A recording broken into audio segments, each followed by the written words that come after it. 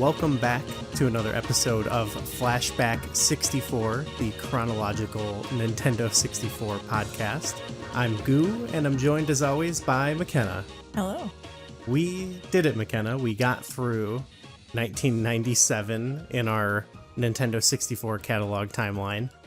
And so we're doing what we did with 1996 way back whenever we finished that, which is we're taking a look at the 1997 Nintendo Power Awards to see, it's a good way to look over the year. I mean, obviously we're looking at the state-run media a little bit with Nintendo, but it's always fun to see what their I guess I don't know do you think these polls are rigged? I'm not sure. Maybe we'll get into that with the episode, but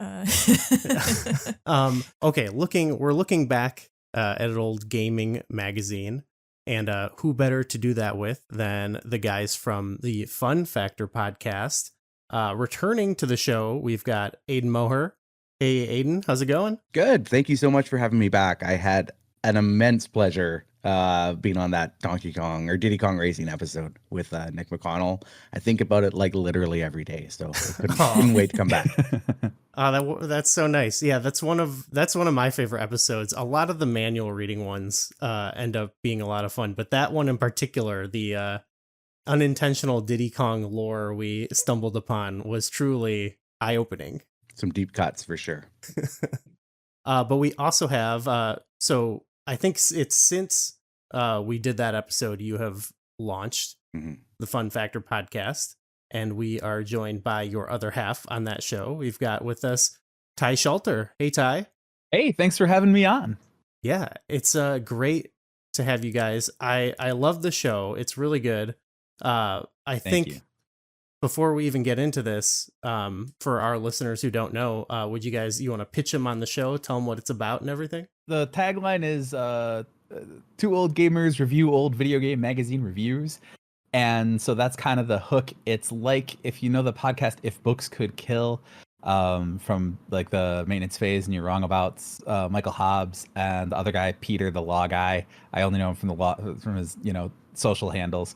But they kind of dissect like a airport books, like Freakonomics and Men Are From Mars, Women Are From Venus. And so we kind of do the same thing, but with individual issues of old gaming magazines. So it's like about an hour long deep dive, and we go through the previews and the ads and the editorial, and we kind of bring to bear our experiences as freelance writers who grew up reading these exact same magazines, and kind of bring that lens to, hey, we have a lot of love for these. And we talk about how it inspired us to become writers and critics and journalists and certain types of gamers whose brains are wired certain ways, and maybe influenced in ways we didn't even anticipate, positive and negative.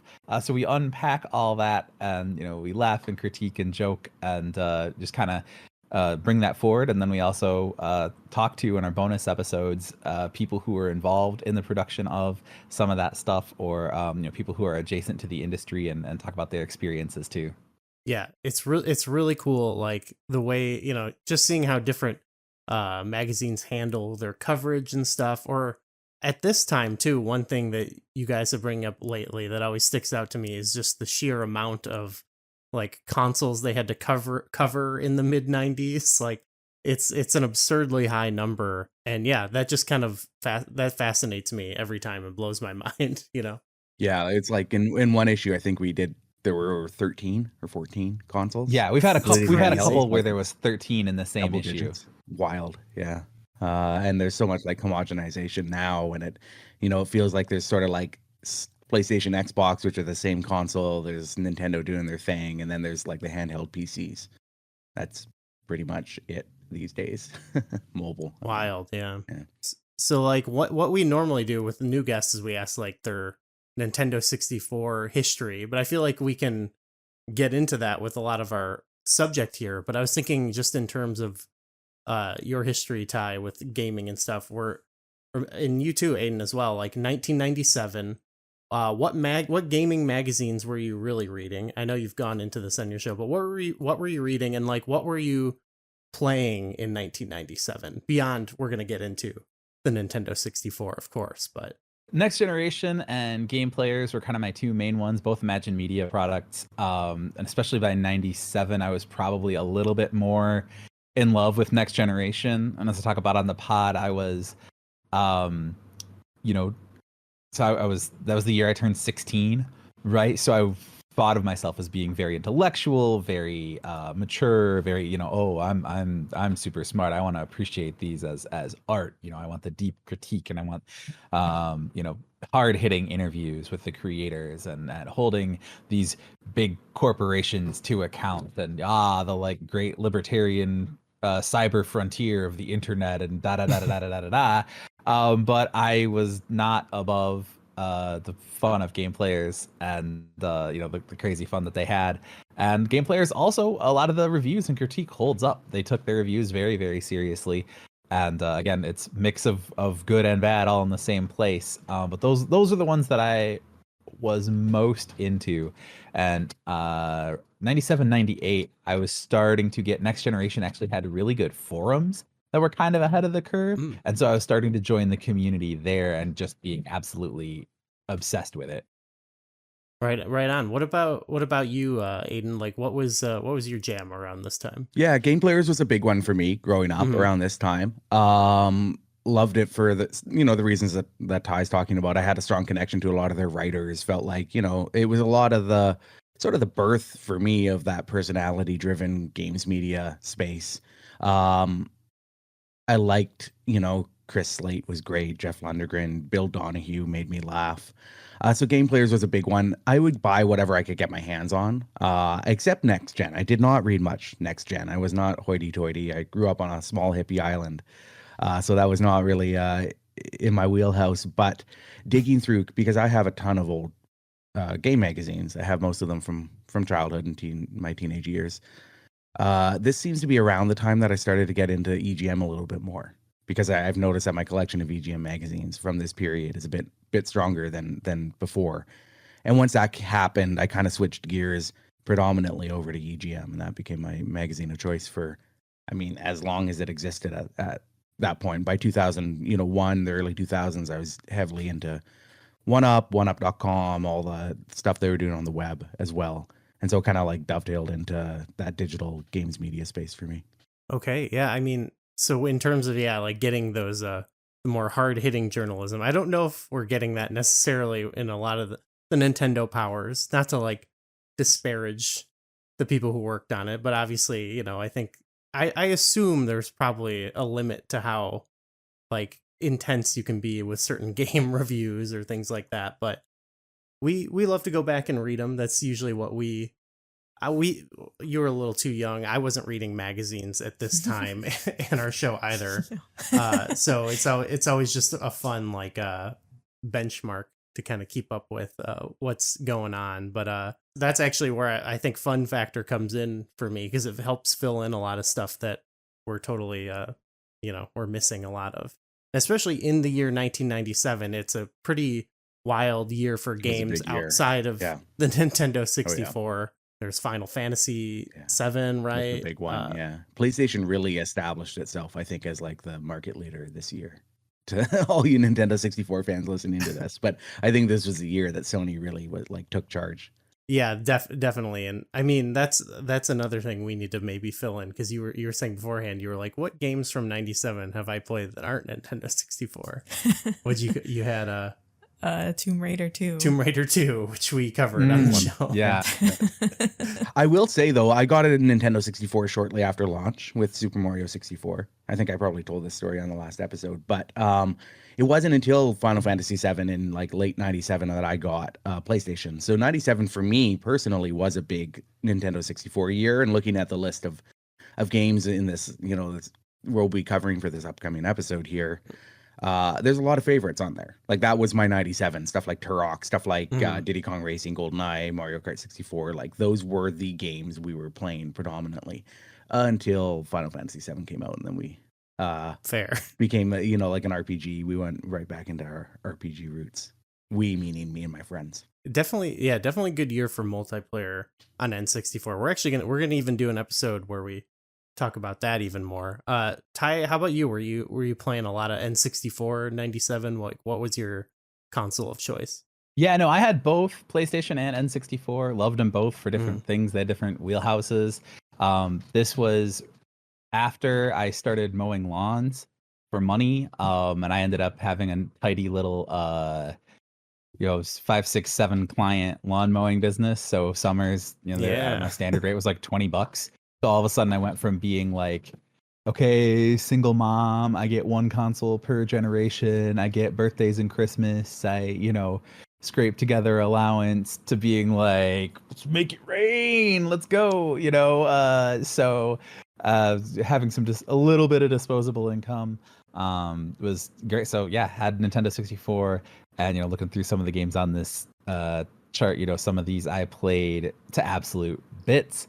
Some of these were not my deal. I did not have them. Where I played with some friends and went, okay, cool, and then others that were, PlayStation games that were scratching that itch. Obviously Final Fantasy VII was a big one. Also a lot of much less accomplished and fondly remembered PlayStation RPGs were getting some play at this time as well for me.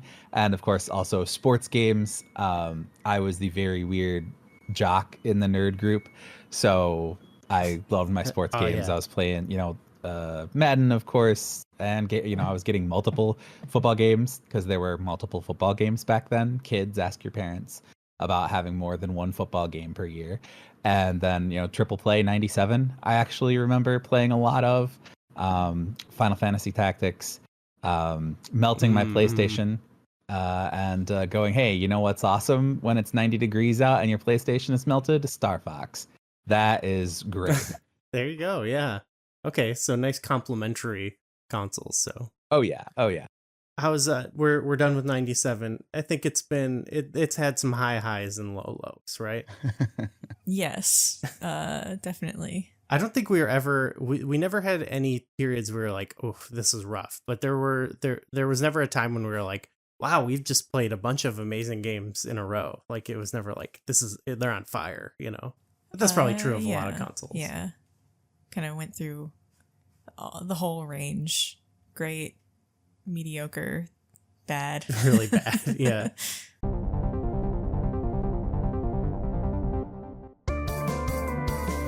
Hey everyone, my name's Darren Hupke. I'm a writer, publisher, and podcaster. My podcast is called Pixels and Polygons. Each week I sit down with a guest and ask one simple video game question. It's a random topic each week and it leads to a fun conversation. You can find it on your favorite podcast platform every Friday, and you can read more about it at pixelsandpolygons.net.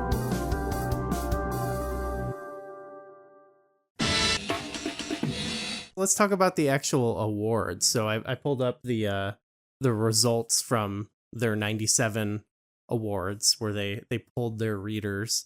I believe it was issue 106 and 108 that had the nominees and the winners. Best graphics. We've got Diddy Kong Racing, FIFA Road to World Cup 98, GoldenEye 007, NFL Quarterback Club 98, San Francisco Rush, Star Fox 64, Top Gear Rally, and Turok Dinosaur Hunter. And they gave the award to GoldenEye 007. Runners up, Diddy Kong Racing and Star Fox 64. What do we think? I think that's pretty fair looking at these. Do you feel like there was anything that was snubbed? Well, I was looking back at the 97 games, and there were a couple that I felt could have been nominated in several of these categories, and one of those is Mischief Makers. Sure, yeah. That I think, it could have been. But look at the here. first two were textured polygons. I know. I guess they had Still, some of that. If you're talking about all of the games. Yeah. What do you guys think? This was an interesting time for graphics. Yeah. I'll take this one first. Yeah. All of these games look like garbage, and they looked like garbage at the time. Is what I think. I wasn't really taken by the move to 3D. I was amazed by stuff like Super Mario 64 and the gameplay implications of moving into 3D, but I never really appreciated or valued or liked low tech 3D game graphics. And I think the fact that this whole list leans on this, like Mischief Makers is a beautiful game. It's got a weird, like the art style is kind of strange and to taste, but it looks really great. Plays really great. I think that's a great pull for a game that should have been on this list.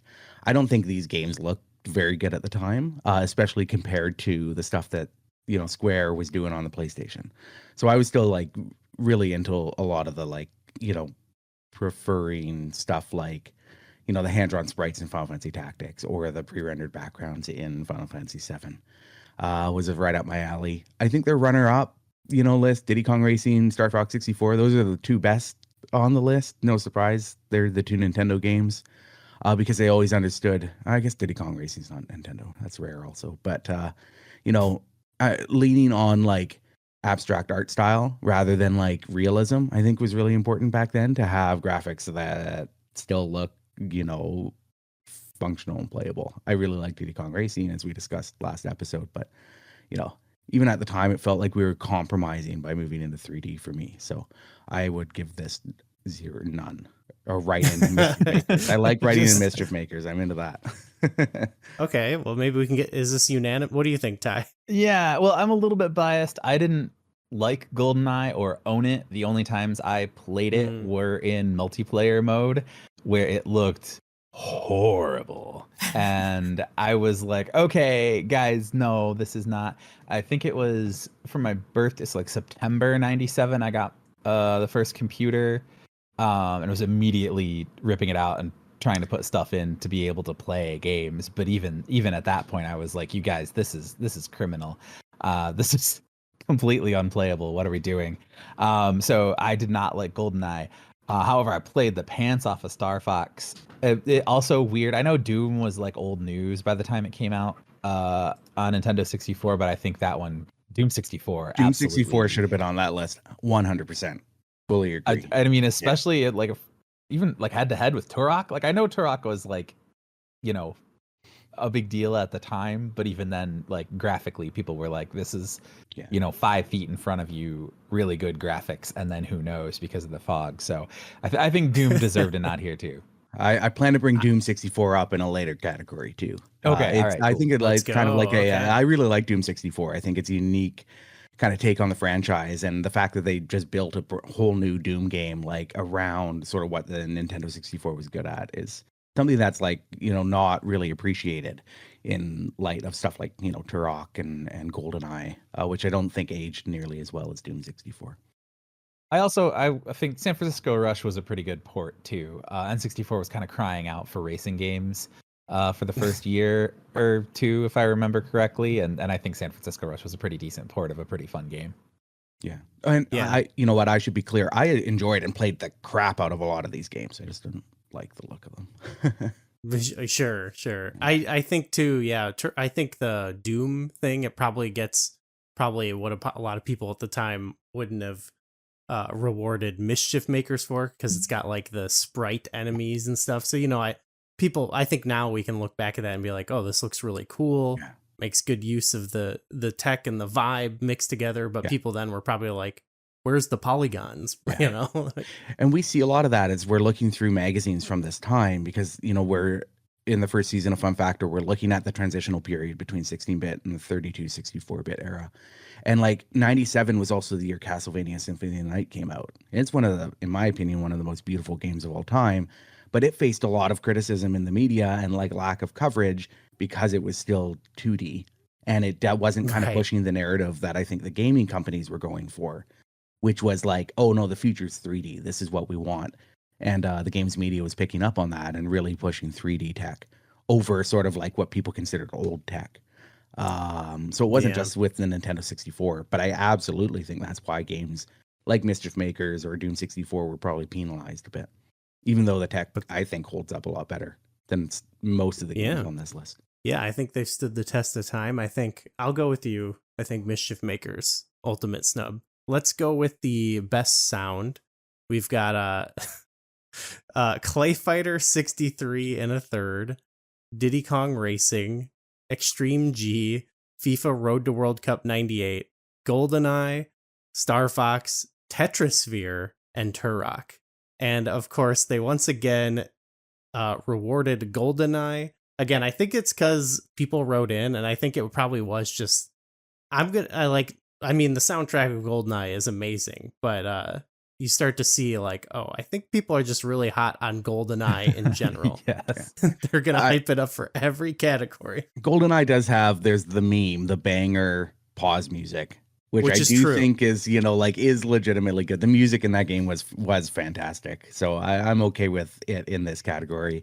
It's the only one that I can remember the music from. Diddy Kong Racing was, you know, classic, rare, like, you know, super sweet saccharine Oh yeah, music. and But that was the runner-up as well. yeah, Star Fox so, 64. Yeah.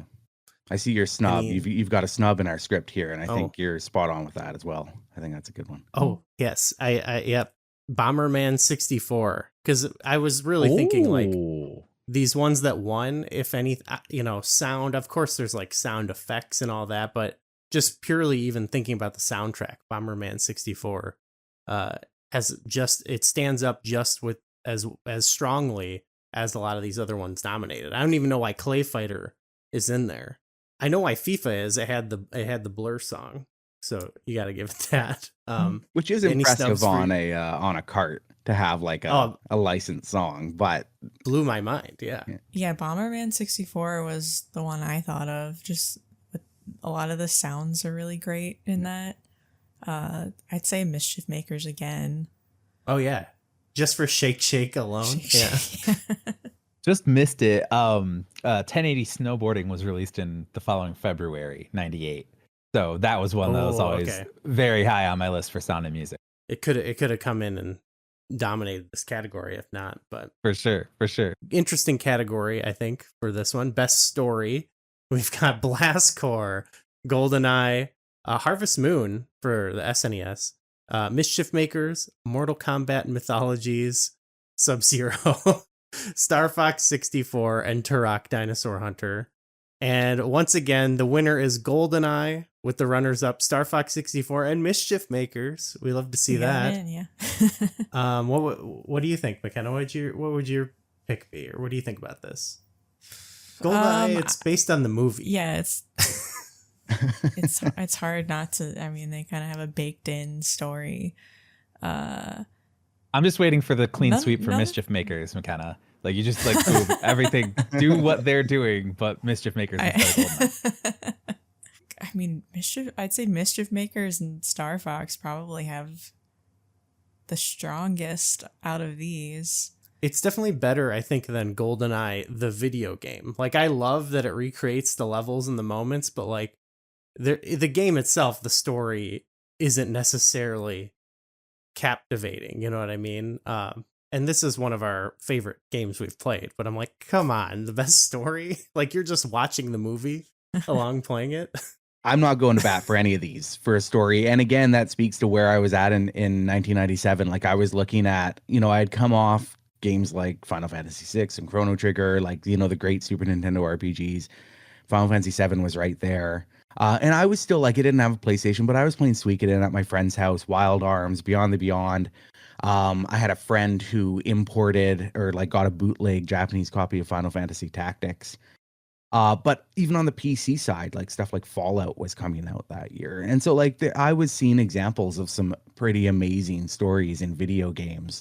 And so it's hard to put Blast Corps up against like any of those. You know, like that did have a cool comic tie-in that told about the story. I like Harvest Moon. I would maybe from this list give it to Harvest Moon because I think that like putting like it was unique in the way that it approached narrative. I also just as a straight hipster pick was gonna do Harvest Moon just to have a Super Nintendo game win a category for Nintendo games. The year after N64 launched. That's incredible. Yeah, I think that's a great pick. Yeah. I think I think any of the other ones would probably be a little bit better. Even no, not Mortal Kombat. Star Fox Star Fox was clearly my big winner of this year. I played the ton of it, and it had the branching paths too, right? Like alternate stories. So based on your actual results in the levels, not just like you pick different paths, but like, did you take this literal actual path in a level, or did you achieve this certain outcome? It would branch you off to different and it would impact the story a little bit, not a ton, but just that alone, like from a like narrative design perspective, is some cool innovation that not everything was doing at the time. So I think it deserves a spot on the nomination list, if not necessarily number one. But it also had really strong cutscenes, I thought. Yeah, like, or when you're like flying out of there with his dad at the end. That's so awesome. Okay. Yeah, I'll go with that. I'll back yours this time. Okay, most innovative. I can't talk today. Okay. We've got Blast Corps, Diddy Kong Racing, FIFA Road to World Cup 98, GoldenEye 007, Harvest Moon, Tamagotchi, which I believe is like the Game Boy version of the Tamagotchi pet, and Tetrasphere. And of course, they gave it to GoldenEye, which I think there's some aspects about the game that were innovative for sure. I can't deny that. But they also runners up Diddy Kong and Blast Corps. But I don't know, Aiden, what do you think? What do you think about the results here? Yeah, I mean, I've played more multiplayer GoldenEye than possibly any other game like ever.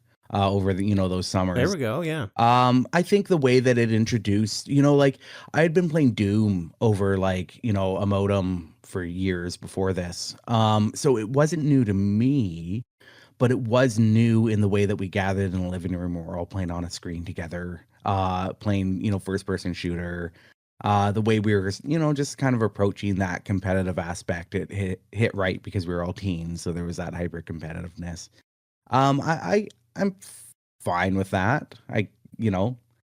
Again, I like Harvest Moon for approaching, like a whole new genre and kind of creating a new genre of game. Like I can't ignore that. Like GoldenEye took something that was pretty well established on the PC, brought it to the console world. You got to give it props for that. But I think, Harvest Moon establishing something that would then, become Stardew Valley, which is one of the biggest games of all time, 20 years later, like you can't really ignore that through line. But again, that's a Super Nintendo game, not a N64 game, so I don't want to rock the boat. Tamagotchi, original Tamagotchi, but I don't know if copying a Tamagotchi device on a Game Boy is innovative or not. It's kind of the opposite. Yeah, exactly. Yeah. It's derivative. Yeah, like literally derivative. I also don't think FIFA really it was that innovative. And in fact, it doesn't come up that often, but a lot of times when FIFA was nominated, I would have probably nominated the other soccer game, International Superstar Soccer. Oh, yes. Yeah. Uh-huh. Yeah, you were big on that one? No, because it was, and I wasn't even into soccer yet. So I think maybe that was just the like, oh, a soccer game, how innovative. Like you have people who just like, there's so few soccer fans in America that if people are playing FIFA and going, hey, this FIFA thing is fun. I don't know anything about soccer, but like, check it out. Like maybe in your mind, that is innovation. Or maybe they're talking about they innovated out of what they did the year before with FIFA 64, which was horrible. Well, they did. Yeah. They did that. Well, this may have been the first World Cup specific release also. I'd have to double check because before they had all the like the player licenses and stuff, it was like only World Cup, and then they started doing the club teams, right, and then like the actual pro teams, and so then doing this separate World Cup release the year of every World Cup. This might have been the first time they did that. From my perspective, a fun soccer game is a pretty innovative idea. I've never played one of those. Blast Corps and Tetrasphere that were like two of the ones I thought of, so glad they made it here. Once again, I think Mischief Makers should have been on here. What was the innovation in Mischief Makers, do you think? Just like the shaking mechanic and like how the way you interacted with things. Yeah. Grabbing everything. Yeah. That is true. Yeah, it does bring. Okay, I'm sorry. I don't mean to discount Mischief Makers. I'm kind of with Harvest Moon. I think out of all of them, like I think Harvest Moon, especially in retrospect, Blast Corps could have been if more people.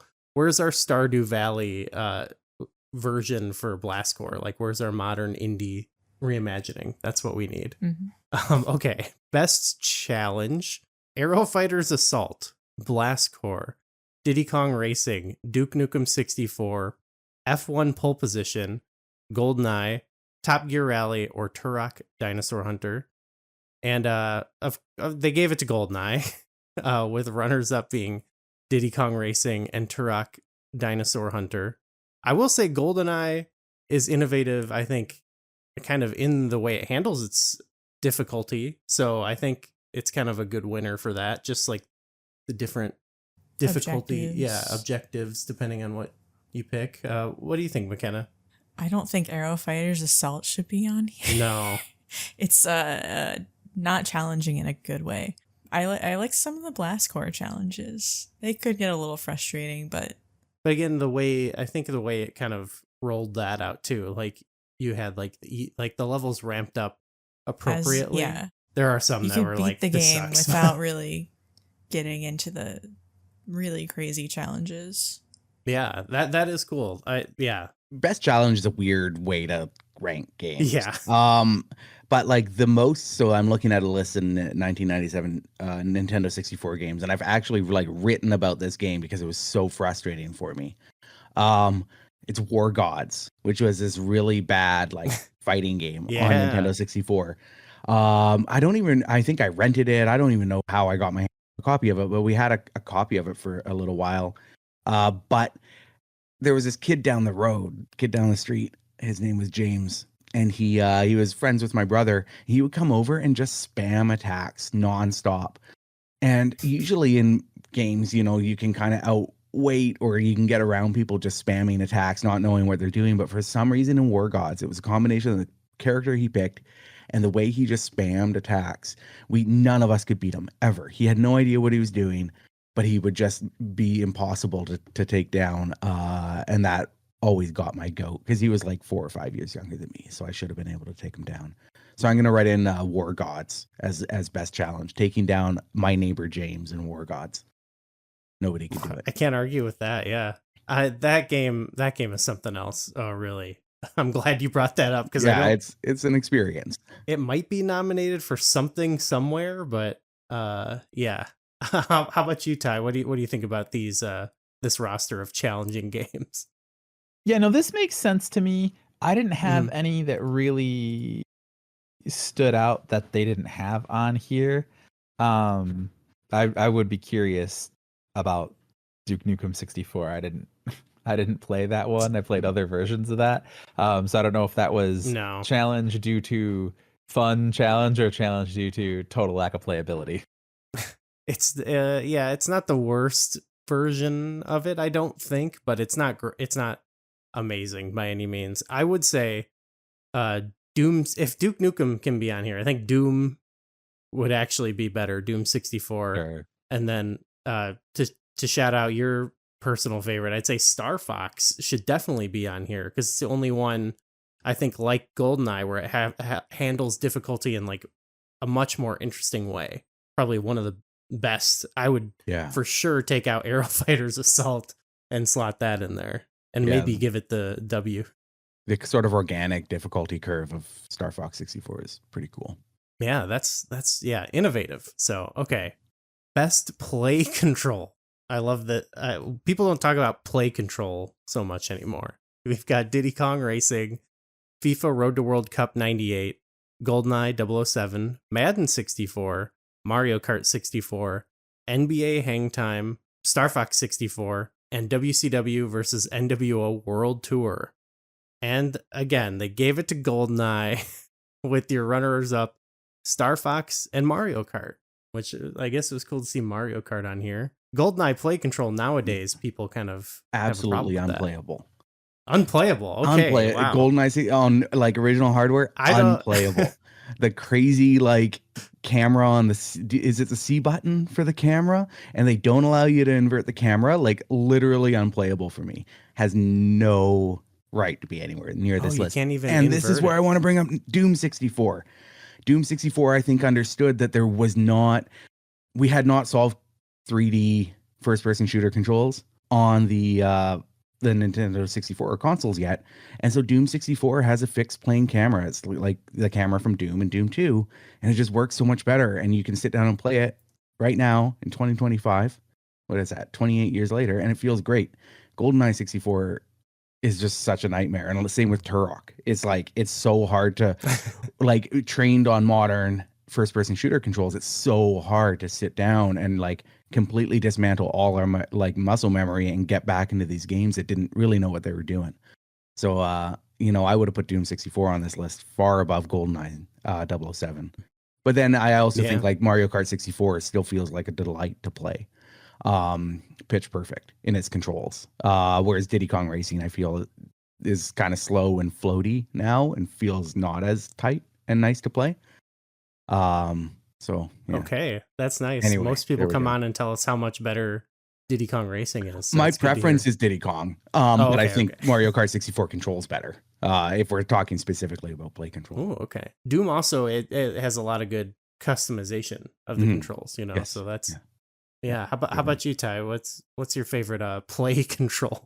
Obviously, I did like Star Fox, and they had, you know, like some barrel rolls and some good maneuvers. It was an on rails shooter, but there was more freedom than original ones. You know, you could go more over to the left, go more over to the right, and do more maneuvers that had more of an impact on the gameplay. So yeah, that was good. Madden 64 was, you know, fine, but absolutely Mario Kart was up there for me for sure. I of this list, I would probably give it to Star Fox. But also I will say the N64 wrestling games, the NWO and this World Tour and Nitro, I think both a lot of people loved those. I was so frustrated with pro wrestling as a like little childhood, like old school WWE, WWF fan as it was. I loved the Hulk and Andre the Giant when I was like 4. You know, oh, wrestling is like so cool. And so then having to be like, suck it is like, no, like the Attitude Era was like the antithesis of edgy, anything. The antithesis of everything I liked about any kind of entertainment product. So I had zero interest in playing those games, but I saw over and over in video game magazines and heard from friends over and over that this was some peak actual like wrestling gaming and even gaming, especially for the N64. That would be a good contender for me. The one thing GoldenEye has going for it was you could do that 2 controller thing, which I think is kind of cool. I don't know if I would give it the W, but I think these are good. Yeah, good picks. I think as far as like games I can play without having to think about the controls, I definitely say Mario Kart 64. Almost all of the games we've played so far, I've had to like think about the controls while I'm playing. Yeah, kind of like what you're saying, a, Aiden, like process the, Yeah, that's such a good way of putting it. Like you don't want to have to think about the controls. And if you're thinking about the controls, then like there's a problem. That I really like that definition of this category. I generally would never like even now pick a first person game because it's just not natural to me. Yeah, that's not your style. Yeah, I usually only will play a first person game if it's kind of slow paced and I don't have to worry about quick reactions to things. Although I did like Doom 64 more than some of the other ones. Yeah. I think just not having to like aim. Not having to aim up down is nice. Was helpful. I think I've said this before. I've kind of like I think I'm so used to GoldenEye. I'm not very good at it, but like I think my brain is still stuck in this era a little bit where I'm like I love the way it plays still for some reason. It's That's like fair. I don't know. I think I can objectively understand though why it shouldn't win for sure. That's like me in like 4-way control in like RPGs. People will get mad because there's only 4 direction control. I'm like, it's fine. It's all good. Instead of like 8 direction or like full 360 or whatever. I'm like, it's all good. It's fine. All good. It's good for me. Yeah.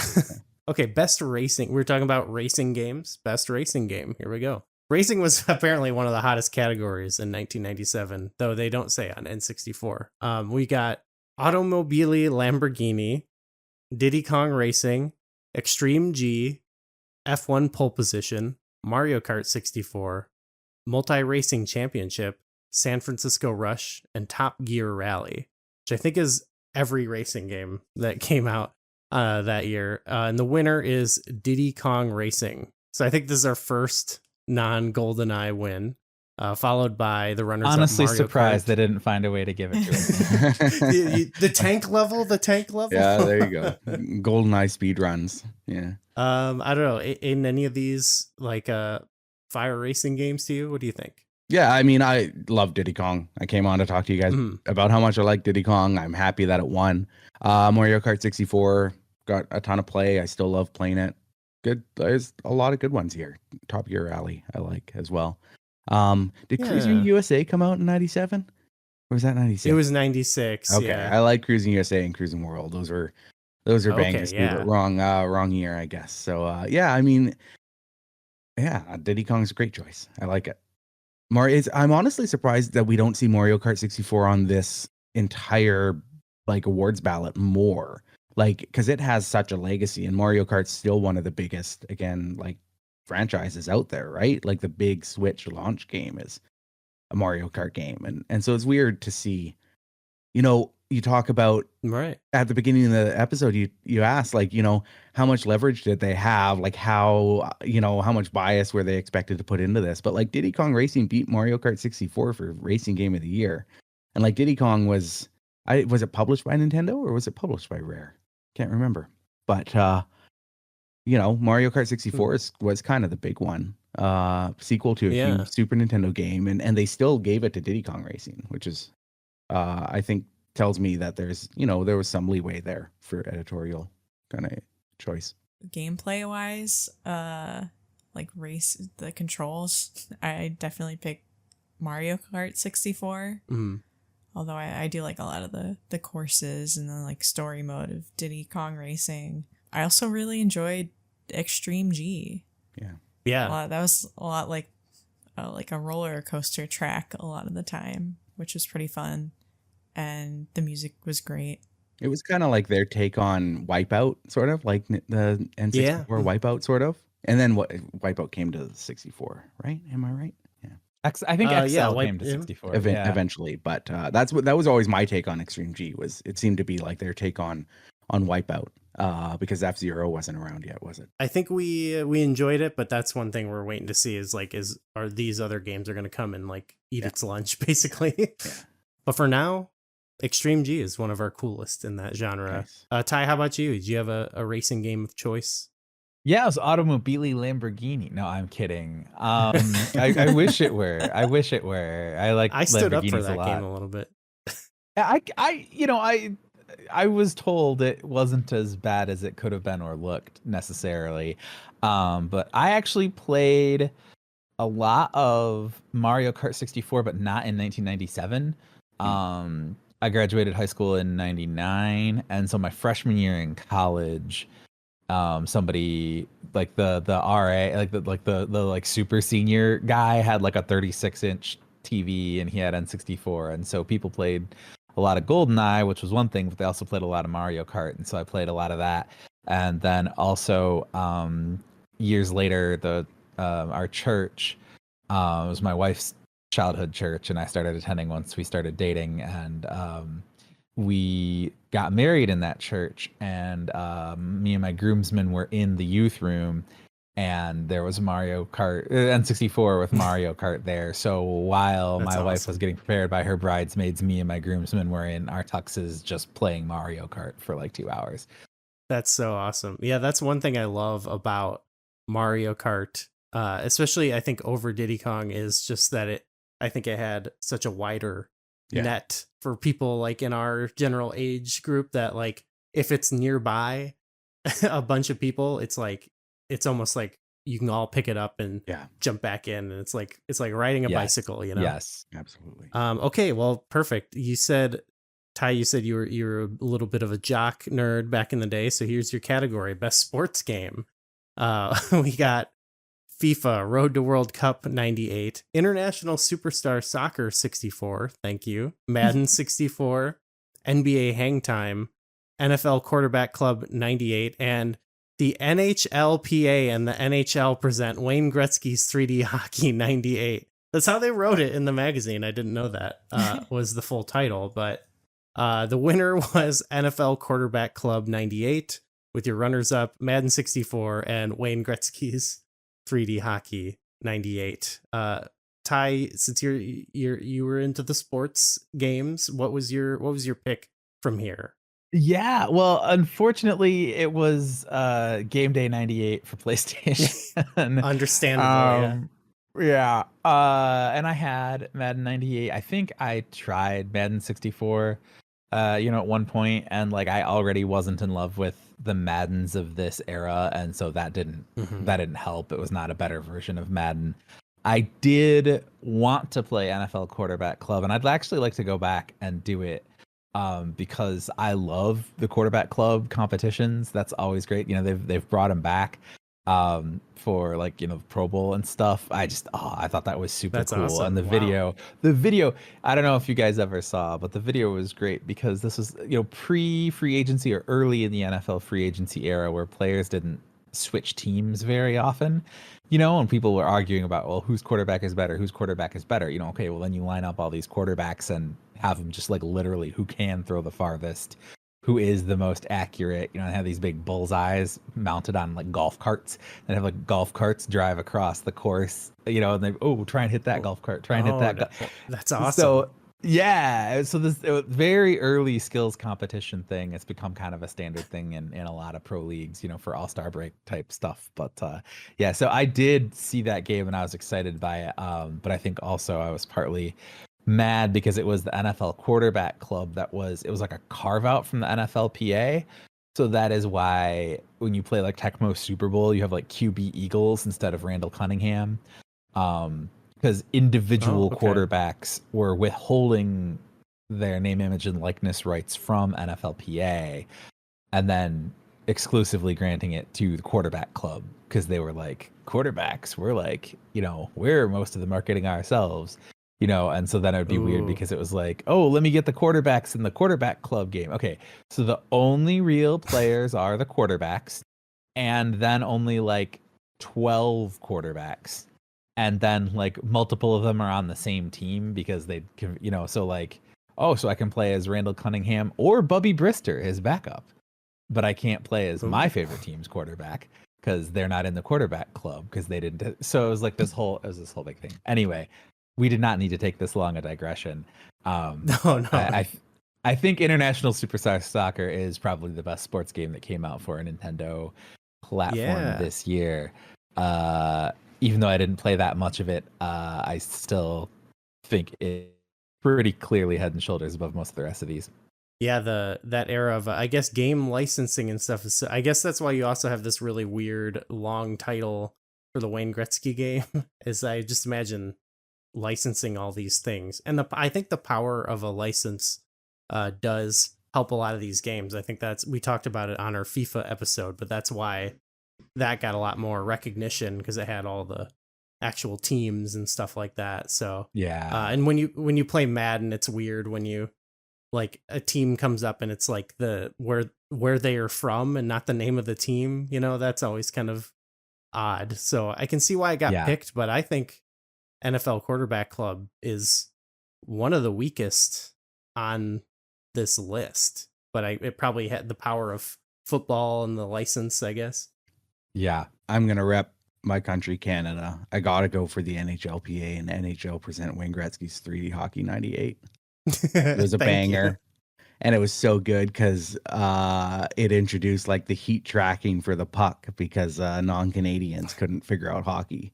So you all needed extra help. Mm-hmm. I did need that, yeah. Following it, which then trickled into like broadcast hockey. And they had like the heat tracking for the puck and stuff on TV, like on American feeds and stuff, which was so just brutal. silly. And I've always connected it to this game. But that was the one that I really liked. It was like pretty arcadey more than being like a realistic take on hockey, which I found a lot of fun. I did not play a lot of sports games and still don't play a lot of sports games. I tend towards the more arcade style ones. And Wayne Gretzky's 3D hockey kind of threaded that needle pretty well, I think. It wasn't like NFL Blitz, right? Like a total arcade experience, but it went more in that direction than kind of the realism of some of these other games. Mm-hmm. Yeah, it was when we played it first, I was really into it. Actually, it was Wayne Gretzky's 3D hockey that I was really into. Then we got to the next one, 98. For this one, and it was very similar. So I think I still loved it, but a lot of people at the time were like, what are you doing? It's the same game. And we're about to play Olympic hockey, which apparently is like the same game again. Right. So yeah, just repackaging the same game over and over. Yeah. Fair. But it is a good game to repackage, I think. These would all be live service games now, right? That we Yep, would just pay a monthly exactly. subscription for. I definitely pick one of the soccer games. Yeah. I do think the Road to World Cup is pretty close in quality to International Superstar Soccer. One of the things in there, it has the indoor soccer arena, which I really enjoy. Oh yeah, that was so cool. Mm-hmm. That's a lot of fun to do. The scenarios in International, that was really cool. Yeah, Where you play like scenarios are fun. the historical ones. Yeah. Okay. Yeah, these are other than the pick of Quarterback Club, these are all pretty solid games, I would say, for the most part. I could understand why someone would say Hang Time, but we were just kind of bad at that game. Okay, let's do the best party game since Twister. I like these where they get a little fun with it. They get a little silly with it. We've got Bomberman 64, Clay Fighter 63 and a third, Diddy Kong Racing, GoldenEye 007, Mario Kart 64, Star Fox 64, WCW versus NWO World Tour, and Wheel of Fortune. GoldenEye wins again with runners-up WCW versus NWO and Bomberman 64. McKenna, why is Clay Fighter making its way onto all these lists? I don't know. Maybe you might be right. They might have someone in there who's like really into it and they're getting to express themselves, like Editorial bias. Yeah. I thought the first Clay Fighter was cool when I was like at 9 or whenever it came out, but by 63 and a third, I was not. I was not into it, especially like looking at the rest of this list. Like this is like the list of multiplayer console games for me and my friends of all time, like GoldenEye, Mario Kart. I actually mostly played Diddy Kong Racing solo or with my brothers. It wasn't really a big one with my friends, but Bomberman 64 was another huge one for us. Like the amount of time I sunk into multiplayer in those three games, GoldenEye, Mario Kart, and Bomberman, like, man, that's a bananas list of games. Bomberman was a great discovery for us. So good. Yeah, really it kind of came out of nowhere for us, and we had so much fun playing it. So any three of those to me are deserving. Star Fox 64 is a bizarre one, isn't it? Single player? Is there multiplayer aspects to it? There is a Okay. multiplayer. I've It's only ever not played it single player. Yeah. good. It's not It's it's like a not as closed good of a arena. multiplayer experience as GoldenEye. Yeah, no, it's like a weird closed arena, and you're like kind of sort of dogfighting, but mostly, if memory serves, just trying to like not like accidentally kill yourself with your Right. your big bomb, and it's just like bombs going off, and everybody's just bombing each other, and then it's over. Everybody's hitting the edge of the arena and getting force looped back into the arena. It's not good. from the other side. It's annoying, like when you're on the edge of the arena. Yeah. That's not a great one. I think, Wheel of Fortune, also not a great multiplayer experience necessarily, unless, it's party game. I guess we have some fun playing it with our friends and like just doing Wheel of Fortune, but I don't know if I would even put it on the list. Anything you think got left off? Chameleon Twist. That was okay. I maybe put that. Yeah, I'd probably put Chameleon Twist above Clay Fighter. There had to be other. There was other fighting games, right? In 90. Yeah. Isn't there a category? I think any one of them I would put above. Well, I guess I don't know. We'll see. Let's do coolest ride. We've got the J-Bomb robot from Blast Corps, Lamborghini Diablo from Automobili Lamborghini, Landmaster Tank from Star Fox 64, the Milk Truck from Top Gear Rally, Rocket Cyclers from Extreme G, the Russian Tank from GoldenEye, the Viper's Sports Car from San Francisco Rush, and the X-29A Fighter from Aerofighter's Assault. And they gave it to GoldenEye, the tank, Russian tank, followed up by the Landmaster Tank and the J-Bomb robot. And this is one where I'm like, I think people are, again, just remembering that cool scene in the movie where he's smashing the trucks and stuff. Right, It's really awesome. right. But it's not really, I mean, it was cool at the time. Obviously, it was like, whoa, you can drive a tank, but runners up there, you've got, I think, an even cooler tank. Yeah, I don't know. yeah. I think the Viper in San Francisco Rush was pretty sweet. It was Oh, also, yeah. I remember that one also really felt like a Viper. Like it was like, okay, here is your like massive 10-cylinder. You know, the shifting was slow. It felt like a heavy car, but also it could get up to like ridiculous speed. The sound was so like I thought the Viper was a very good like adaptation of the Viper to a racing game that's at least theoretically kind of sort of realistic. Viper was going to be my pick. I just thought Mm. Vipers were sweet in 1997, and so yeah. like They're you like know, a video game car in real life. yeah, In yeah. a video game. You know? Exactly. Yeah, video game car in real life in a Well- video game for sure. The Blastcore robot car thing was fun too. I do like Blastcore. It's fun to kind of drive around and blow stuff up. So if Ty's picking the Viper, I'll take the J-bomb robot. I did not know that's what it was called. I definitely gravitate more towards like weird or like more like the sci-fi stuff than like Yeah. a cool car. But I have this thing in real life where I see someone driving a cool car and I'm like, get out of here. I don't want to see this. But when I see it in a game or a movie, I'm like, this is the coolest thing I've ever seen. Like Don't ask Ty for a picture of his car. Thank you. Yeah, no. people rolling by in their sick Vipers, and I'm here with my Hyundai accent. Okay. That's cool. There was like a big truck that had like punched out sideways in Blastcore that I really liked. That one was sweet. I don't know what the name of it is.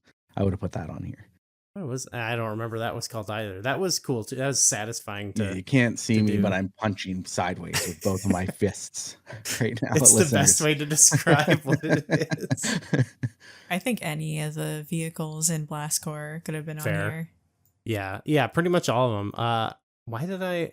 Oh, I just said that I don't care about like realistic cars as much, but I did say that MRC got snubbed because I thought that had like cool, realistic looking cars in it. Like of like the best. Like if I was just looking at pictures of them side by side, I thought like those looked the sickest. Creative Chaos Award. This one I'll read. We love a good explosion as much as the next bunch of crazed action adventure fans. And these are the scenes of inspired mayhem that made us stand up and take notice in 1997. So they're talking about what are the cool explosion parts of games.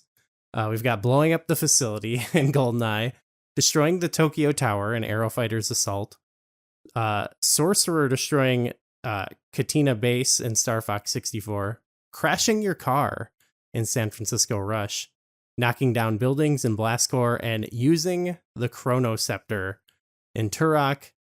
And they gave it to blowing up the facility in GoldenEye. Runners up Star Fox and Turok. I mean, this seems like bad to me. There's a whole game that fits this category of creative chaos. This would have been the time to give the trophy to Blastcore, don't you think? That's a slam dunk for me is Blastcore. Like, no question. What are we doing here? The explosions are in different colors too. Mm-hmm. It's so sick. Yeah. This looks really cool. Yeah. Money comes up on the screen. Like, It's literally a game about blowing stuff up, like, and creating creative chaos. Yeah. I feel like it's there's gotta got to be Blastcore more. here. The Chronoceptor is cool in Turok.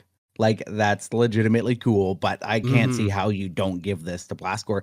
Didn't even come in as a runner-up. Yeah, what the? Yeah, I just don't that's know. weird. Yeah. Ty, any cool explosions you can remember? Yeah, and actually, I'm gonna save it for the Golden Rumble pack, because the chaos, like it's one of the ones nominated here. I've got the Clance War from Mischief Makers. There's that level where you got to where you got to.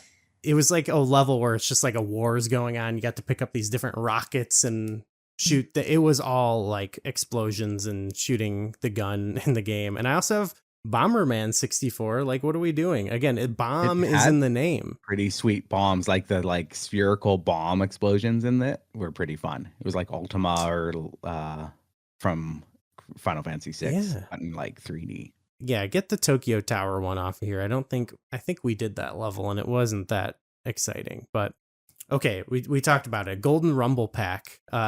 This is for the games that use the Rumble Pack the best. Automobile Lamborghini, Diddy Kong Racing, GoldenEye, Multi Racing Championship, San Francisco Rush, Star Fox, Top Gear Rally, and WCW versus NWO World Tour. The winner was Star Fox, followed by GoldenEye and WCW versus NWO. I mean, Star Fox, it was marketed alongside the Rumble Pack, but I'm glad they made the right choice. I was pretty sure they would have given it to GoldenEye again at this point, but I think they made the right choice here. Ty, you said you had something to say about this category. Yeah, I to this day will, for ever since then have pointed out, like, this is, for me, the first time I really thought Rumble could be used as an additive effect. They did it so well. And as it points out here, it's like little things, big things. It scaled really well. Even in a way that, like, the Switch's HD Rumble is like light years ahead of this technology. Nobody even, I think, used it this well as Star Fox does. And that blowing up the bass, I literally one time was playing and I blew up the bass and I just set it on. I had a wooden shelf in my room that all my video game stuff was on. It was just like varnished hardwood, and I just set my controller on it and watched it dance itself like 6 feet off and then off the edge, like just like the Rumble was going so hard for so long that it just literally shook itself like 6 feet over and then off the counter. And I was like, that's unbelievable. That really sells it. I think, I don't think there's anything else that really could have come close to Star Fox, but I don't know, Aiden, anything that stands out to you? I'm going to go back into like grumpy mode like I was with the graphics. I was never really a big fan of Rumble. It wasn't really until like the Switch and PS5, like the haptic feedback Rumble and stuff, that I really started to buy into Rumble as something that can add to games. I don't even know if I owned a Rumble Pack. I don't own one anymore. So I don't know if I just lost it or not. But I have no real memories of Rumble and didn't really care for it too much. So I'm going to give this one a pass. You guys defer to you. That's fair. No, that's fair. We have one, but we often too don't go for it a lot because it's like switching the things out and the controller's heavier. It was a cool novelty, but oftentimes now when I'm playing on like the original hardware, I'm like, I'll just forego it. Well, and I had like a memory card in my controller most of the time too, right? I can't even remember if there's compatibility between the Rumble Pack and the memory cards. They'll usually do like, it's okay to take it out now and put the Rumble Pack in. Okay. Yeah. And I'm like, I have no memory of that. So I must not have even had it. I didn't own Star Fox 64. I didn't play it until it came out on Virtual Console on the Wii, I think. So I might not have had a Rumble Pack. It would have been like the DualShock where I kind of got my first taste of Rumble. Rumble, McKenna? Star Fox. Yeah, I think Star Fox deserved it. Yeah. The VHS we watched where they hyped the hell out of it. What else can you say? Yeah, they were right. Okay. Coolest code or trick. We've got the big cheat from Turok, the helmet car from Top Gear Rally, Ned the Janitor from Mace the Dark Ages, No Radar for GoldenEye, Star Quarterbacks from Quarterback Club 98, and Zap the Zippers from Diddy Kong Racing. And Turok actually won this one, the big cheat, which then they gave runner-up to GoldenEye and Mace. I don't remember, does anyone know what Ned the Janitor was for Mace? I meant to look that up and I forgot to. I assume you play as a janitor. Like Mace was like a 3D, like third-person action game, right? Am I remembering it? No, it was a fighting game, actually. Is it a fighting game? I don't know. I didn't play it. Yeah. I would have put above Clay Fighter, I'll tell you that. But anyway. The only cheat I know is the big cheat from Turok. So just by default, that's the one that I'm gonna give it to. I was like big into like cheats and when I would play Doom when I was 8 and stuff, but by this time, I don't really remember going in for cheats a lot in Nintendo 64 games. The big cheat, that one was nice just because it did unlock like pretty much everything. Yeah, I think GoldenEye had the best cheats actually in general because they were like you could unlock them and they had a lot of variety, but yeah, they didn't have like a big cheat like that, I don't think. Yeah. So, I mean, the best cheat was looking at the other player's screen in GoldenEye, right? Yeah, like that was the best. That was the best cheat of that year, for sure. That's why I like seeing no radar there. Yeah, that's what like, made me think of it. It's like, oh, I'm not looking at your screen. Meanwhile, you have like what's 240? You get half of that, 120 pixels of height. I'd be partial to paintball mode and big head mode myself. You know what? But Yeah, paintball mode was fun. Yeah, paintball mode was what I was going to say. I'm sorry, I stole your cheat. Okay, Ned the janitor is a janitor, which is cool. I like playing Mace actually, so maybe I gotta get Ned. He is a big broom. Yeah. It's not amazing, but it was all right. Ty, any standout cheats for you? No, I didn't like cheats in general. And again, I did hear some of the wrestling games. That was like the big thing, was figuring out the super moves that were not printed in the manual. So like, yeah, maybe, but no, this is just not my bag. So you're telling me you never hung back in Mario Kart 64 to get the good items and then save them to the beginning of the race to take out whoever was in first? I mean like literal codes or like no, it's not my deal. All of my cheats at the time were just like cheesing gameplay systems, cheesing 4-player. That should be a category. We would unplugging your like friend's controller or whatever. One of my favorite cheats, this is like totally off base, but we would play Hot Shots Golf on the PlayStation. And so if you had two controllers plugged in, you would just pass controller one around, like, because it's like turn-based or round-based, right? But if the second controller is plugged in, if you press the face buttons, triangle, square, circle, and cross, it would like, the crowd would jeer or clap or whatever, like make crowd sounds. So then like one time the second controller was sort of like sitting like loose on the ground, but one of my other friends could get his foot over to it and hit the like crowd jeering and like, button. So whenever this friend would go up to like make a hard putt or like an intense putt, he'd like sneak his foot over and the crowd would just start jeering. And the friend taking the turn would just lose his mind and just start getting so salty because he's like, why are they only booing me? Like, why are they jeering me on? They're not doing it to any of you guys. And he did not catch on at all, but it totally tilted him enough that he would like miss easy putts and stuff. And it was pretty funny. So that's the type of cheat I was into in 97.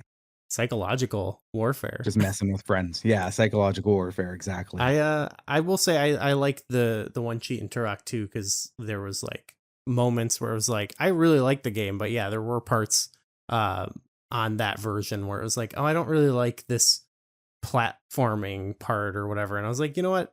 The first time I played it, I was like, I'm gonna fly across this part. Why not?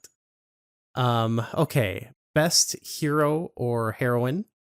Bomberman, Boogerman from Clay Fighter, Fox, James Bond, Marina Light Years from Mischief Makers, Mario, Pipsy from Diddy Kong Racing, and Turok from Turok. And they gave it to James Bond, followed up by Fox and Mario. Again, I guess I understand. I mean, I love Pierce Brosnan and everything, but I think it's unfair a little bit. It's not fair. I got to give this to Mario from Super Mario 64. It's simply because it did not come out this year, and so I gotta give that the rep. He's hanging on for dear life. Are they just? I guess they're just doing it for Mario Kart. Maybe Mario Kart 64. Okay. That's a stretch, though. Yeah, that makes sense. Yeah. But this is the propaganda. This is where the corporate stepped in. It was like, no, you can't have Mario not be nominated in a year where a Mario game got released. Totally. Pipsy is a bizarre choice from Diddy Kong Racing. There are a few like characters that I actually like in that. Pipsy, or is that Tipsy? Pipsy was what's the turtle's mouse. Pipsy's the mouse, right? Turtle. Yeah. Tip Top. Yeah, Tip Top should have been on here. But like seriously, Turok is cool. Having an indigenous lead in a game at this time was really unique. And it was something that drew me to the game. I mean, there were also dinosaurs, but it was cool to see like indigenous representation, even if it wasn't great indigenous representation. So I'll give it to Turok. I think that's cool. Turok is cool. Yeah, we love Turok. You got a pick? Oh, we know what you would I pick. think we gotta give it up for Marina. She is awesome. Yeah. Makers. There we go. Here are my stubs. This was an easy category for me. I would have said Sting from WCW. Like the musician? The wrestler. Duke Nukem? Why did I write that? The Tetrasphere robots from Tetrasphere. Doom Guy from Doom 64. Doom Guy's a good And, one. I was just being funny here. I wrote down Dennis Rodman as well. I think he belongs in the next category, doesn't he? I just like that they got Bomberman on here. I Yeah. think that's great. Good for Bomberman. Give him his Go flowers. Bomberman. Okay, let's do worst villain then. We've got Andros, the Campaigner, Dr. Kiln from Clay Fighter, Janus /006, spoilers from GoldenEye, Korax from Hexen. There we go, some Hexen. Mother Hexen needs to be on. Yeah, shout out to a bit Hexen. more. Mother Demon from Dune 64, and Whizpig from Diddy Kong Racing. And they gave it to 006. Again, a great performance in the movie, but I don't know, in this game, it's fine. Runners up, Andros and Whizpig. I don't know. Aiden, what do you think about the choices here? Sure. Okay. Whizpig was fun. I like that Whizpig turned Diddy Kong Racing into into an adventure game, like what he represented. I don't know. It's, again, like none of these are really story heavy games, Yeah. so I don't really care or have any emotional attachment to any of them. Yeah, I was like worst villain or best yeah. villain or Oh, yeah. The Invader Zim. I would make the fires better, worse, or better, kind of a thing. I don't have. I think in addition to this, I mean, it works. I mean, part of it with an adaptation is you are getting the fit. Like it is cool just to see the thing on the screen and be like, I'm playing the movie. It's the movie, So like, yeah, you get a little of the shine anyway. I don't have a too big a thing of this, and I don't think. I mean, Andros gets an upgrade over being like the weird polygon face man from the first. But I don't think that necessarily is. I'm not gonna get up on the table for him. Get to see his brain. I guess that's cool. The T-Rex in Turok. Okay, yeah, fair enough. Oh yeah, that's pretty good. I like The that. Humvee boss, pretty cool. Yeah. I wrote down. I had Grok from War Gods. I think we can all agree that Grok is an enemy. Emperor Leo from no, that was Mischief Makers. Sirius from Bomberman. I had, and then here's some real life villains as well as in the game. Yet Hollywood Hulk Hogan. Apparently Wayne Gretzky. As the token Canadian, I will say, like, fuck that guy. Okay, cool. He was my favorite. He was my favorite player growing up, but friends off. Friends off. Yeah, we're friends off with him too, even though I don't even know him that well, but fuck you, dude. And then Quan Chi from Mortal Kombat. Let's go with him. Coolest item or weapon.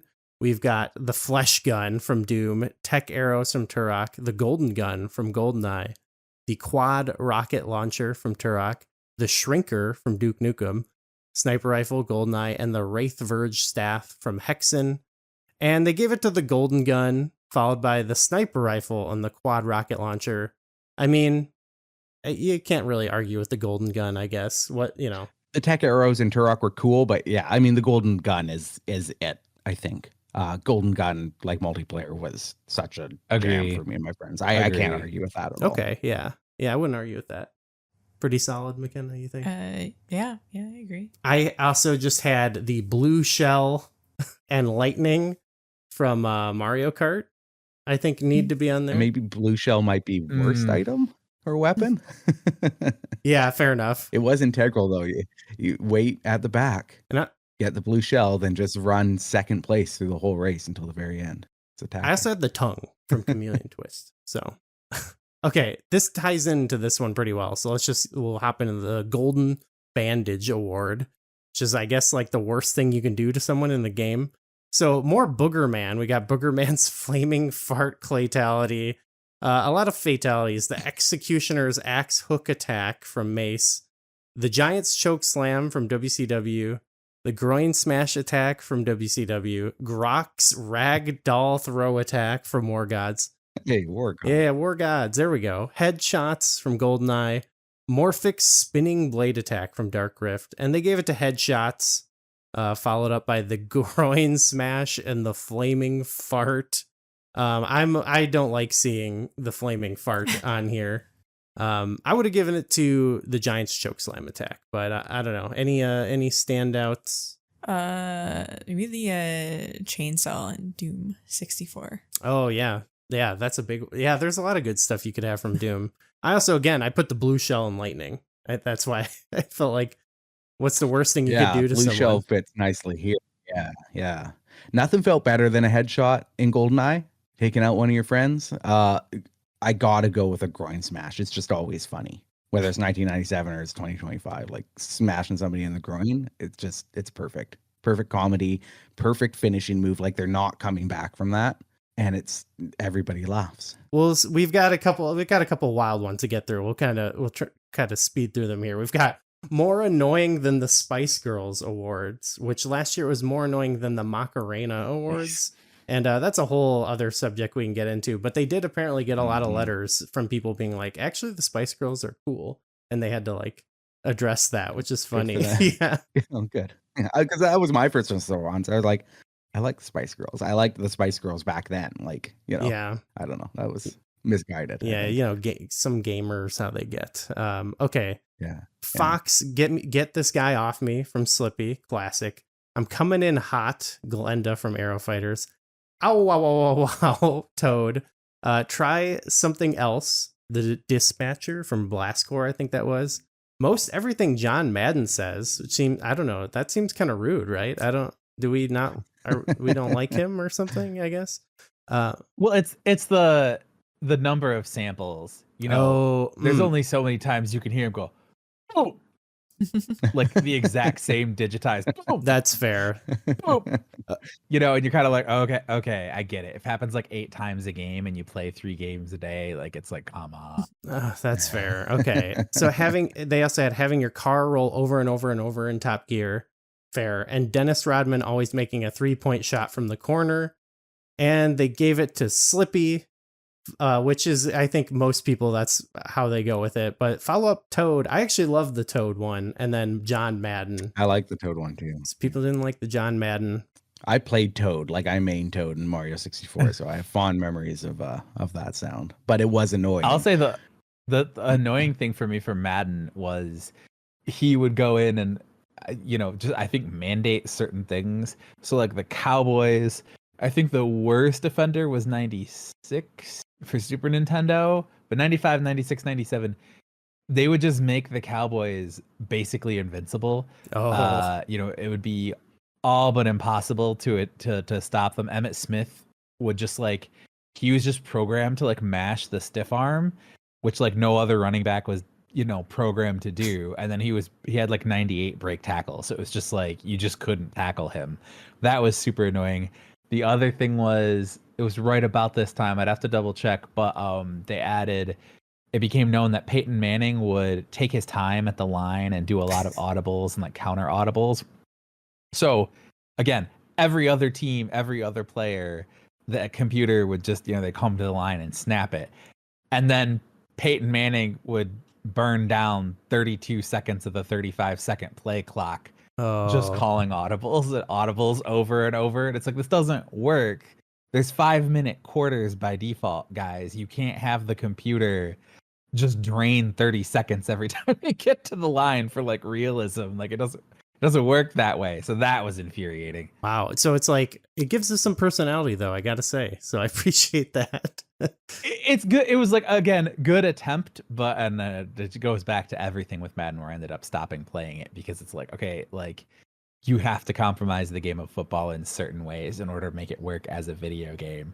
And again, yeah, when you have 5-minute quarters, you can't have 30-second plays. Fair. That's fair. Any annoyances that stand out for you? Maybe all of Clay Fighter. All of Clay Fighter. The racism in Clay Fighter, perhaps. I gotta say, number 7's funny. Rodman making threes from the corner, because Rodman did not shoot threes in real life. I looked up the stats.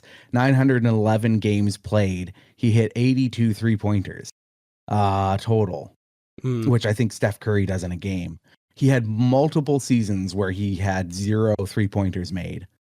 Most Yeah. of his seasons were in the single digits of 3-pointers made. 0 5 6 1 6 5 0 3 5 4 0 0, except 91-92 when he made 32, and then 15 the next season. So it's just funny to think Dennis Rodman like nailing threes from the I corner. love It's that. just wild. Yeah, but maybe he is the worst villain then. So like like anybody who has a 3 scored on them by Dennis Rodman is gonna feel annoyed. So I got to go with. I like it. It's just like a total troll move. Our next two, they're non N64, so I'll try to speed through these so we can get to our main event. But we've got best Super NES game, which we could talk for hours on what that would be. But they gave it to Harvest Moon, and the runners up were Kirby's Dream Land 3 and Lost Vikings. And they also nominated Brunswick World Tournament of Champions and Arkanoid Do It Again. But I think yeah, Harvest Moon is a pretty solid pick for that. Aiden, you talked about how it kind of created a genre. So yeah, it seems like probably a standout game from that year. That's what you would pick, I know. Yeah. I lack familiarity to pick anything else really. Fair enough. Brunswick's inclusion on the list tells you how slim Super Nintendo releases were in 1997. They're like, we had to talk about something. Harvest Moon and Kirby were both fantastic. Lost Vikings is pretty good too. Absolutely. Okay. Best Game Boy game. They gave it to Donkey Kong Land 3, followed by Ken Griffey Jr. Presents Major League Baseball and Tamagotchi. But you also had FIFA Road to the World Cup 98, which is a much different version of that game. Mole Mania and Tetris Plus. I don't know. I never played the Donkey Kong Land 3 on there, so I don't know. I would have probably given it to a Tetris game, I assume. Mole Mania is a really underrated game. It's actually a Shigeru Miyamoto game. Which is pretty cool. It's good. It's probably the best game on that list, I would say. Okay, we will have to try that out then. Okay, main event. Best N64 game. At this point, I think people know it's coming, but we've got Diddy Kong Racing, FIFA Road to World Cup 98, GoldenEye, Mario Kart, San Francisco Rush, Star Fox, Turok, and WCW versus NWO World Tour. And they gave it to GoldenEye, followed by Diddy Kong Racing and Star Fox, a familiar list of 3 games. It is actually like our highest like collective ranked game that we've done on the show, so we can't really disagree with that. I do think there were some categories where it was maybe overrepresented, but I don't know. Ty, I'm guessing you would go for Star Fox 64, probably? Certainly, personally, again, over GoldenEye, I only played it multiplayer and didn't love the multiplayer overall. So for me, it was absolutely Star Fox. Again, I played the pants off that thing. It's a great balance of rail shooter with freedom, gives you like it's got the 3D starfighter thing going on, but it still feels like a plane with some of the same maneuvers and stuff. There is story, the characters are more involved and more helpful. Yes, there is more annoying chatter, but like then going like land and air and the branching paths, graphics were great. I thought it suited the N64 really well, and I think, is it outrageous to say it's the best Star Fox still for me overall? No. Like I think like head to tail, I think it's the best Star Fox game period ever still to this day. So personally for me, I would take Star Fox. Absolutely. I'm gonna guess, Aiden. Let me guess for you. Would you say Diddy Kong Racing? Yeah, for me personally, Diddy Kong's my favorite of that. I have no problem with GoldenEye winning. Like its influence and its the height of its popularity was huge. I had so much fun playing it. Mario Kart 64, I think, could be another deserving winner, like either of those 3. And even Star Fox, I didn't come to it till way later via Virtual Console, but it's one of the Nintendo 64 games that I say it's quite rare because you can go back to it in 2025 and play it and it feels really good, feels modern, feels like it's not compromised, like you're not giving up, like playability, you're not giving up experience just to be like, oh, I've played Star Fox 64. Legitimately just a great game. So it's, those are the top 4. And any of them I think could have been top of the list. And I want to qualify here with GoldenEye too. It's like that because my particular friend group, we played a ton of linked PlayStation Doom. So we would like all bring over our PlayStations and TVs. So we would have 6-way or 8-way paired up Doom death matches and stuff. So like the console thing, well, the deathmatch was cool, but like then I went to college, and my dorm that I was in the summer before I came to college was the first one on campus wired with Ethernet. So we had 10 megabit Ethernet directly to, and this is Michigan State University, a gigantic internet pipeline. So we were all on a LAN already. We all got computers that our parents just gave us to go off to college with. That year, every pre-credit bubble, so every freshman automatically got approved for $1,500 worth of credit, which I had in my Newegg account, and they called me in a panic when I swiped it for like $1,492 worth of computer parts.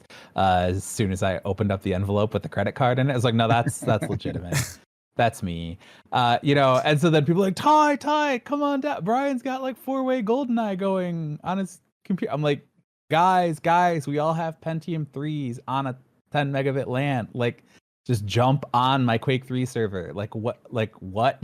You want to go 4 frames per second with no textures on the polygons and you can all see each other's screens? That's fine, but like it's not for me. I'm sorry. Yeah, I understand that. You had a leg up on the poor N64 gamers. it would be nuts. It would be nuts to dismiss. And my N64 was hooked up in my room, to be clear. Yeah. Like I was playing N64. But it would be nuts to dismiss the impact the game had. Like it was a huge achievement on the console at the time, one of the peaks of the console's existence, and literally millions of people's introduction to multiplayer first-person shooter gaming. So I can't say it's not worthy of the pick. It's just not for me. For sure. Yeah, I understand that. I think the 4 you mentioned, Aiden, would all be solid contenders for me. Let me guess for you, McKenna.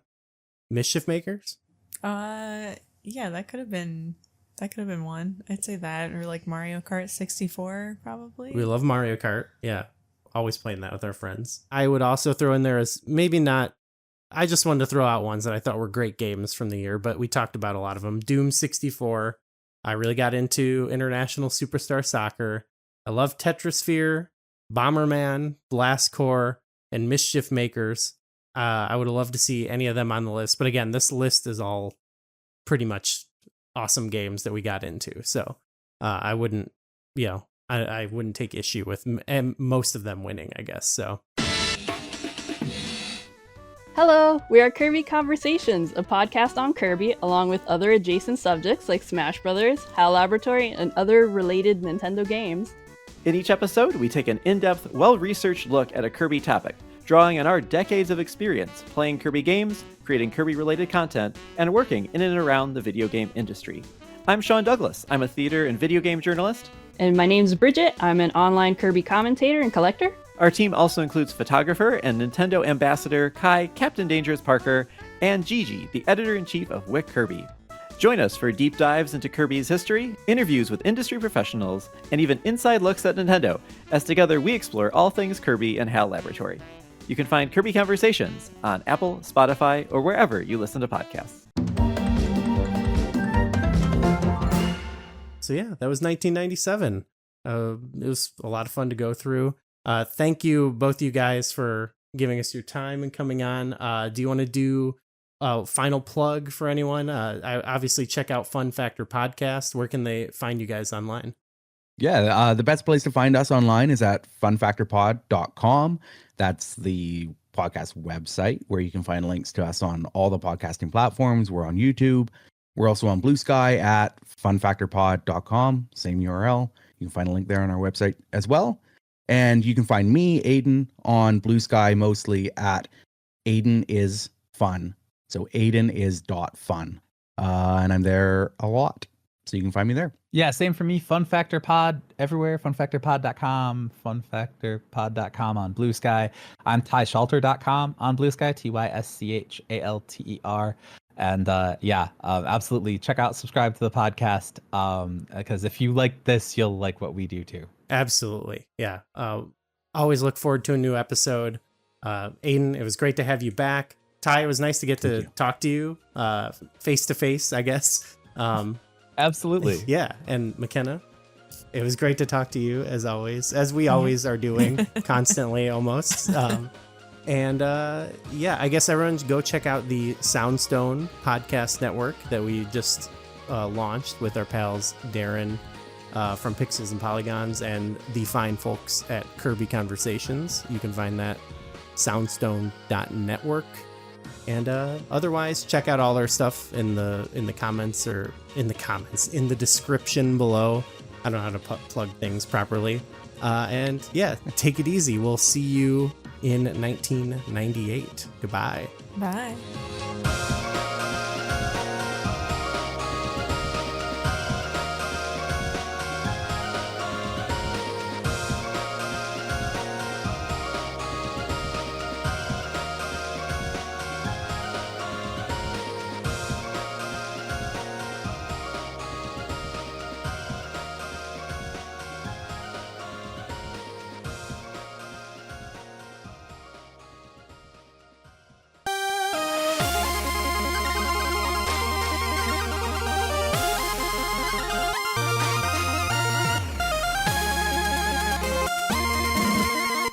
The ZeldaCast is getting even bigger.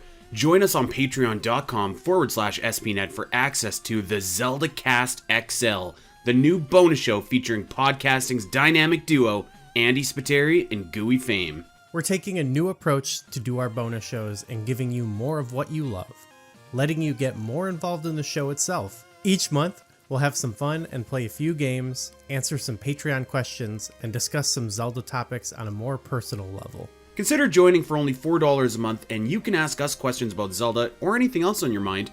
Let us know what topics and segments you want us to discuss, and be a part of an amazing community of Zelda fans hosted by two best friends. The ZeldaCast XL is taking everything you love about the show and ramping it up even more. So come and hang out with us, only on patreon.com/spnet.